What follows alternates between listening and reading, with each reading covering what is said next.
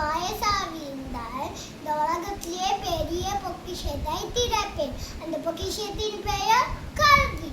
அந்த கல்வி பொக்கிஷத்தின் கதவை எல்லா குழந்தைகளுக்கும் திறந்து வருவை யார் தெரியுமா? அவர் பெரும் தலைவர் காமராஜர். அன்புடைய ஆசிகளே, நண்பர்களே, காமராஜர் ஒரு பெரிய தலைவர் மட்டுமல்ல, அவர் குழந்தைகளும் மிகவும் நேசித்தார். ஏழை குழந்தைகளும் பள்ளிக்கு செல்ல வேண்டும் என்று நினைத்தார். அதற்காக புதிய பள்ளிகளை கட்டினார். பசியுடன் இருக்கும் குழந்தைகள் மகிழ்ச்சியாக படிக்கும் மதிய உணவு திட்டத்தை அறிமுகப்படுத்தினார். எளிமையாக வாழ்ந்தார், நேர்மையாக நடந்தார், நாட்டிற்காக உழைத்தார். நண்பர்களே, ஒரு புத்தகம் ஒரு ஆசிரியர்